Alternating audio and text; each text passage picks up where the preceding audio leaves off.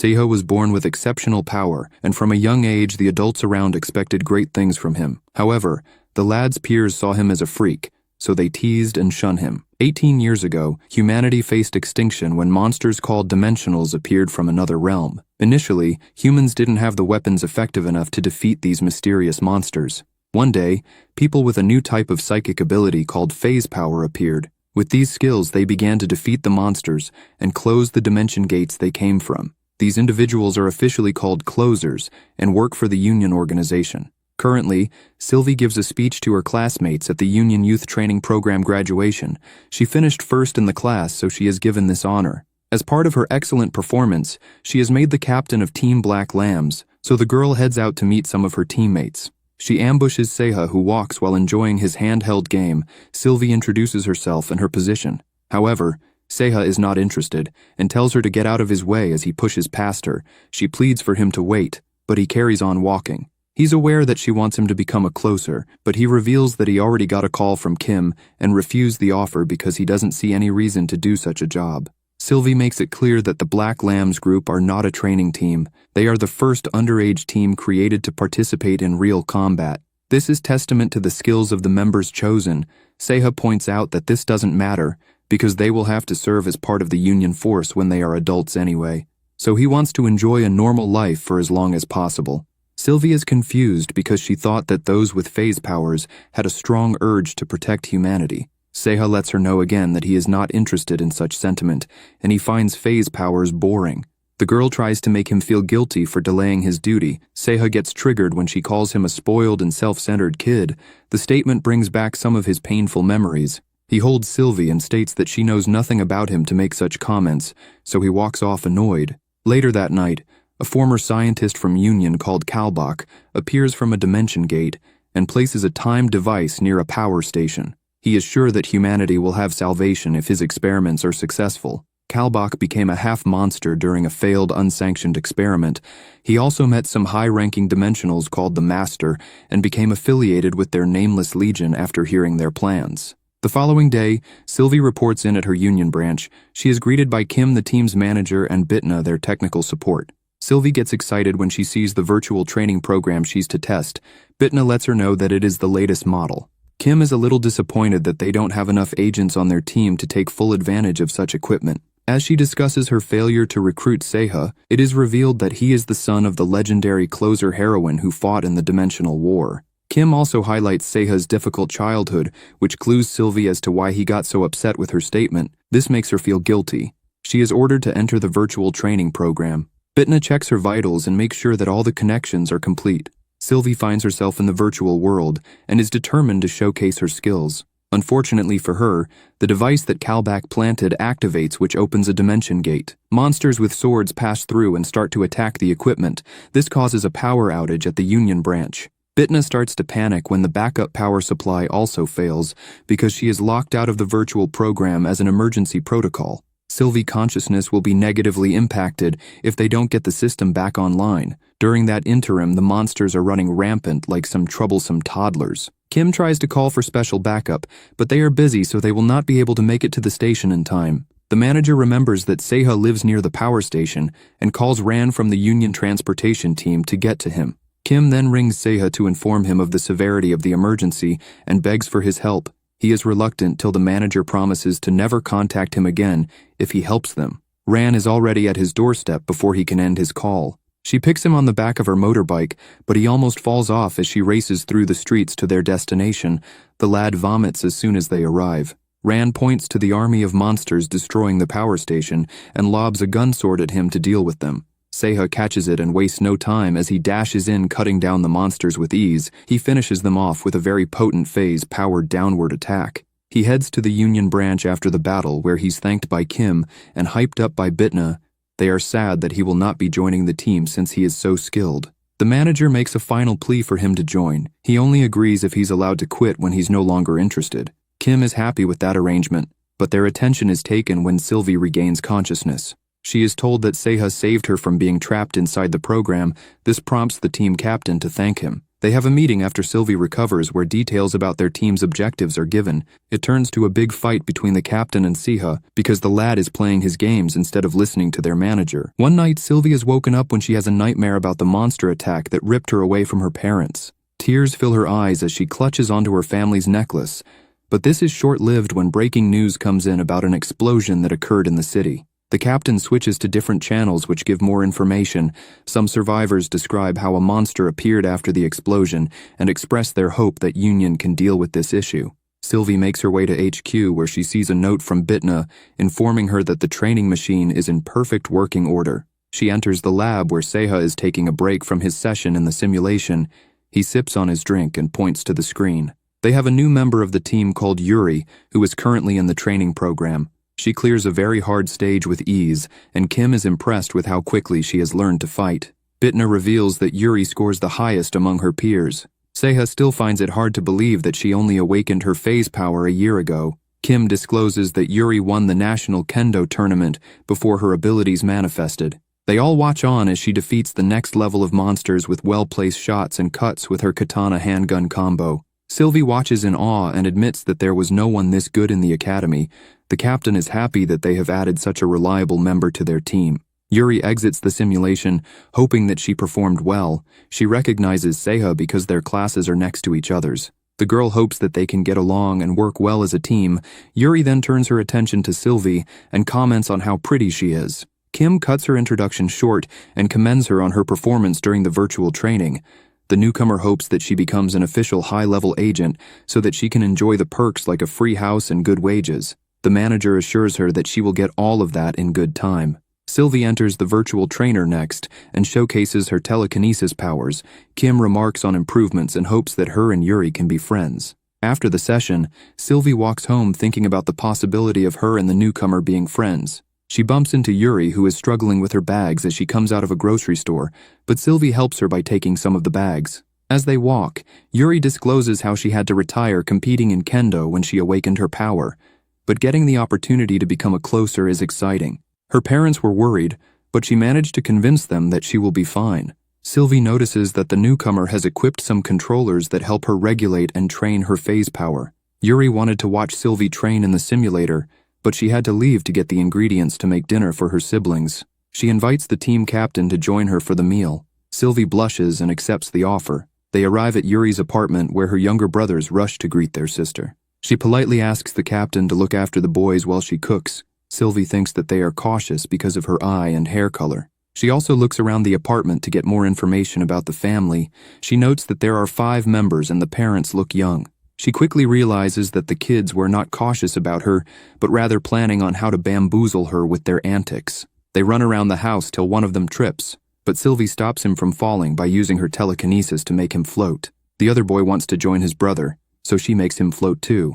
The boys swim in the air pretending to be aeroplanes. Sylvie suddenly drops them when one of the kids almost grabs her family's necklace that floated out of her pocket. The boys laugh it off, but she apologizes and picks up her heirloom before rushing out of the home. Yuri turns to her brothers and gives them a look that blames them for her friend leaving. Sylvie later mopes around hoping that the boys are fine after she dropped them. Her doorbell rings and she finds Yuri outside holding her portion of the food. She lets her in, and the newcomer is taken aback by how big the apartment is. After some small talk, Yuri tries to excuse herself, but the captain holds her back and reveals that it is her first time having someone come to her house. Yuri stays back, and the two have a night watching a series while eating cake. The following day at HQ, Seha notices that the girls are suddenly best friends. He wonders if they will get any male members for him to also bond with. All the while, a guy called Jay heads to the bank to check his balance, and he is told that he's broke. The guy doesn't get deterred and asks the female cashier if she will go out with him to get some health drinks with his remaining money. She gives him a polite smile as she calls for security to escort him out. He thinks that he got rejected because of his eyes. So in preparation to meet his new teammates, he puts on his glasses because he doesn't want to scare them. Meanwhile, Kim complains to her boss for assigning the Black Lambs to a combat mission. She outlines how they are not ready because Yuri can't even fully control her phase power yet. The manager suggests they send an experienced team of closers instead. The boss discloses that they are short-staffed. However, he has asked Jay to join the Black Lambs team to help counter the lack of experience. Jay fought in the Dimensional War. The boss feels like the city is in danger, so he needs all closers to be combat ready. During that interval, Seha and his friend play video games while in PE class. The lad pauses for a moment when he notices Yuri watching the kendo team practicing at the other end of the gymnasium. After school, the Black Lambs enter the training sim to improve their combat formations. Their attack fails, and everyone notices that Yuri is not her usual self. Jay sneaks into the lab and startles Bitna when he states that Yuri's movements are inefficient. The reason becomes apparent when it's revealed that she's thinking about the day her phase powers manifested during a kendo competition. The girl was disqualified because it's against the rules for those with supernatural abilities to take part. The following day, Seha walks past the gymnasium and notices that Yuri is peeking inside again.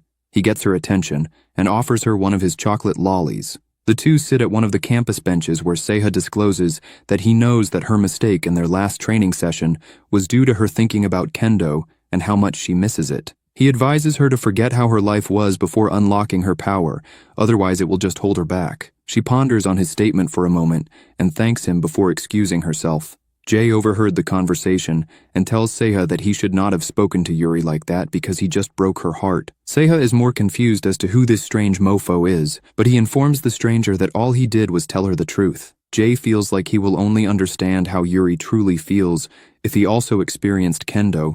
That night, Seha recalls how badly he was treated when he was younger. He gets Bitna to create a dojo inside the training system and later finds Yuri watching the kendo team practicing again, so he asks her to join him. They enter the training simulation, and she is surprised by the dojo. Seha apologizes for not taking her feelings into consideration when advising her.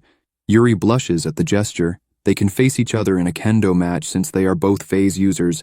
Seha gets a little offended when Yuri gives him a chance to back down. He refuses to be underestimated and attacks, which leads to the two exchanging strikes. Yuri tries to calm herself down when her powers start to manifest. Seha reminds her that he too is a superhuman. The lad unleashes his power into his bamboo blade and goes for another assault. This leads to an epic clash. Seha takes things to another level when he releases more of his phase force. Yuri understands the cue and gets serious for a moment. In one swift movement, she disarms Seha and lands the winning blow. The difference in their skill is so great that the lad demands a rematch, claiming that she was cheating. He picks up his bamboo blade ready to fight again, but it explodes when he pumps his energy into it. His sore loser behavior causes Yuri to chuckle, so she gives him a rematch.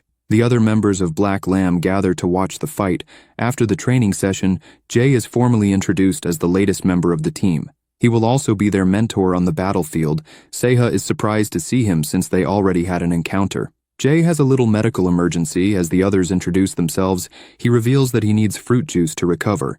That is why he's mostly seen sipping some. His new teammates find his behavior to be a bit goofy and wonder if he can take care of them on the battlefield. Sylvie ends up enrolling in Seha and Yuri's school. The other students gather to spy at the eccentric-looking newcomer from Union Academy. Some are sure that she is strong and worry that she will destroy their school if she ever gets angry. Sylvie is not surprised by the attention she is drawing to herself, as she didn't expect to have a normal school life. She is in the same class as Seha, but he is too busy playing a match against his friend to make Sylvie feel welcome. He thinks that he has finally won a game against his gaming buddy, but the guy was too busy admiring Sylvie to pay attention. Seha is sure that his fascination will fade when he sees the way she talks to him. Sylvie gets a message from Kim informing her that the location of their practice has changed. The team are to meet at the abandonment mall. She informs Seha and Yuri that training will now be done in the real world instead of the system. After school, they gather at the mall, and they all recall the good times they spent at the shopping center before it fell from grace. Jay interrupts their reminiscing as he reveals how a huge dimensional gate opened at the mall 3 years ago. After the outpour of monsters was dealt with, the place was blocked off and became a practice area to train closers. The energy in the area is unstable, so suppression devices have been set up throughout to help manage it. The system alerts them if monsters appear, so he assures the trio that they should be fine. Jay also lets them know that the results of this session will determine how ready they are for real-life combat. He will be their examiner and makes his intention of not going easy on them very clear, so he warns them to prepare carefully before the test begins. They will be playing a chasing game. Jay will act as a monster, and the trio need to catch him in 5 minutes to pass the test. He will be allowed to attack them during the final minute of the exam. Seha and Yuri dash in when they learn that they can go home as soon as the test is over. Sylvie doesn't even get the chance to discuss formations and tactics first. She joins her team as they launch their attack. Jay casually dodges with his hands in his pockets. The captain tries to regain control of the situation as she coordinates their subsequent attacks, but the others don't listen. Jay parries and blocks them for 4 minutes, and for the last minute, he goes on the offense and swiftly disarms them all. He doesn't think that they would survive in combat with the level of power they just showcased. Sylvie berates Seiha for not following her lead.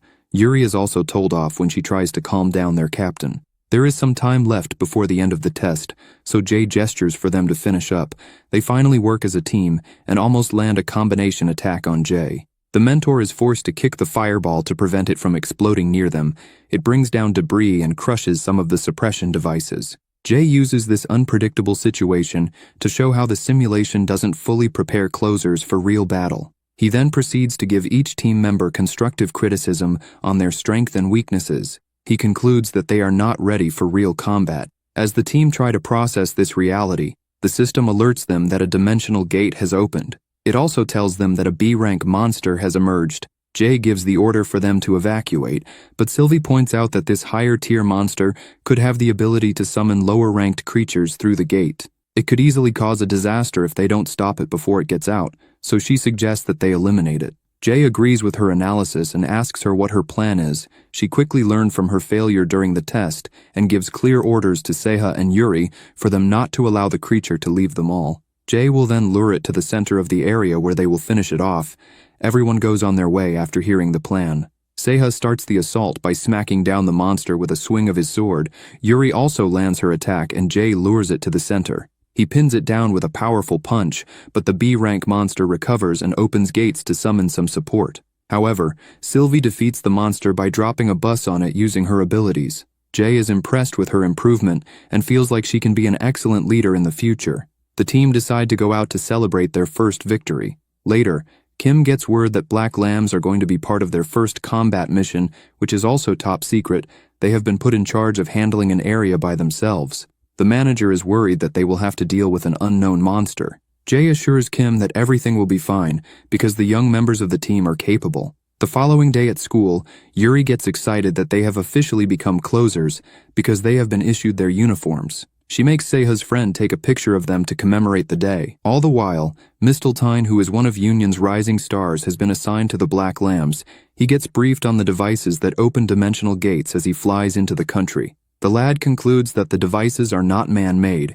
He is also excited to conduct his first mission and meet his new teammates. During that interval, the Black Lambs are already on site and linger around as Minu from the SDC tries his best to disarm one of their suppression devices. He scolds Song for casually interrupting him because one mistake could trigger monsters to appear. She nonchalantly eats a chip while telling him to relax because they have the Black Lambs in case anything happens. Sylvie can be heard telling Seiha off for playing his game while on duty. Song interrupts to plead with the team to go investigate some dimensional traces that was detected near the new subway station. Seiha is sent to check it out, but he is not too happy about it because he wants to play his games. He jets across the skyline as the area gets cornered off. He notices a stranger on the roof. The lad assumes that it is some old man and asks him to evacuate. It is revealed to be Kalbak, and Seiha is surprised that the man knows who he is. The half-monster states that the master has mentioned him as a potential threat to their plan. Kalbak attacks as he hopes to make Seiha understand the reality of their world. The boy is confused and launches his counter after dodging. Kalbak effortlessly blocks Seiha's strikes and apprehends him. The other members of Black Lamb get worried that he has not returned from his recon and go after him. They call to him as they get closer. Kalbak overhears the team talking from the communicator. The bandage head takes their approach as the cue to start the next phase of his experiment. The team notice that Seiha might be in danger when they hear his cries. Kalbak uses his device to summon a giant monster called Merrick. It lands in front of the team and goes on a rampage. They immediately inform Kim of the situation. She heads to their location with members of the SCD in a helicopter, while the Black Lambs unleash multiple attacks at the monster. Sylvie tries to pin it down by dropping some buses on it, but it escapes. The team increase their intensity and create an opening for Jay to land a combination attack that sends Marek flying. The SCD helicopter arrives at the scene, and Kim doesn't see Seiha, so she asks them to help her find him. Minu spots him on the rooftop, and it is confirmed that he has been held captive by the bandage head. Song gives the order to the rifle team to rescue the lad. They open fire on Kalbak as soon as they get closer, but he blocks the bullets with a phase shield. Meanwhile, Misteltein senses the commotion below him as they reach the city. He opens the hatch and jumps off the plane. During that interval, the remaining black lambs struggle to stand their ground against Marek when it recovers and blows them back with a powerful yell. The giant monster charges to finish them off as they recoil, but Misteltein performs an Avengers-style entrance when he lands an attack on Marek as he descends. He has a smug look on his face, knowing that it was a success. Kalbak decides to retreat for the time being, but he hints to more experiments to come. Seha is also released, but he is too weak to get up. The Black Lambs later review the footage of their encounter with Kalbak and Marek. Jay states that a monster of that level has not appeared in their world for a long time. Kim also reveals that they have no records of Kalbak in their system.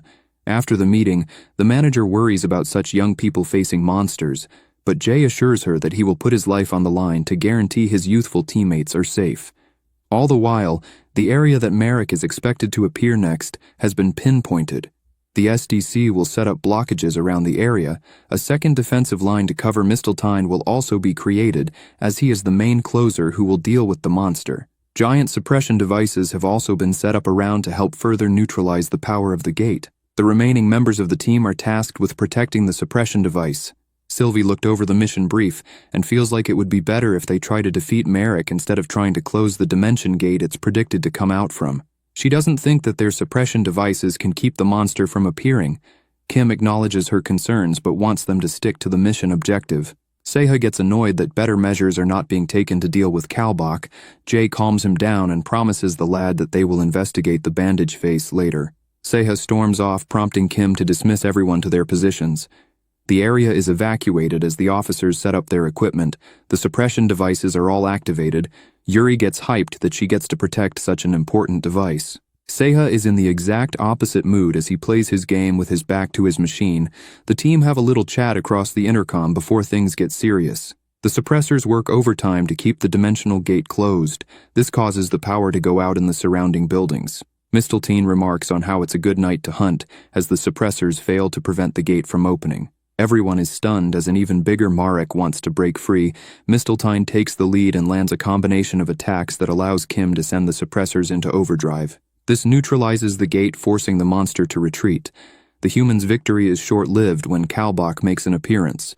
The bandage face is impressed by how effective the Black Lambs are. He goes straight to Jay's location and baits him to attack before deflecting him into the suppressor, which knocks Jay out. The damage takes it offline. Kalbak turns his attention to Yuri as he teleports and defeats her along with destroying her device. Sylvie is also taken out, leaving only Seha.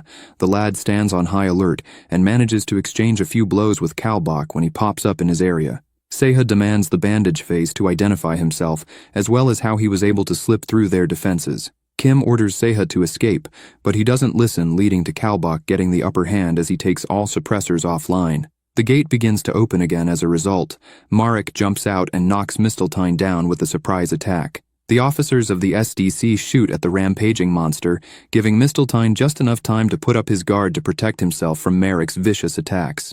Kalbak teleports to the main event to see how long the newcomer can last. All the while, Kim tries to get hold of Jay. Her voice causes him to regain consciousness. He rushes to stop Kalbak from interfering in Misteltein's fight. The bandage face gets pinned down by Jay, but he's forced to leave him and protect an exhausted Misteltein from Marek's attack. As he stands his ground, Song prepares to fire an armor-piercing round at the monster. Kalbak makes things harder when he hits Jay with some spikes. Song also hits Marek with the bullet, which alleviates pressure from Jay. He uses the last of his power and the anger from seeing his teammates incapacitated to execute a wombo combo that defeats the monster. Jay collapses as Kalbak escapes. The mentor is rushed to intensive care where he is hooked up to more machines than your favorite dictator on their deathbed. The whole team comes to visit since their injuries were not as bad. Kim blames herself, but the others don't see it that way. It is revealed that Jay managed to tag Kalbak with his transmitter, so they know his location. Kim makes sure that the team have strengthened their resolve because they are going to face even more dangers if they are going to avenge Jay. That brings the series to an end.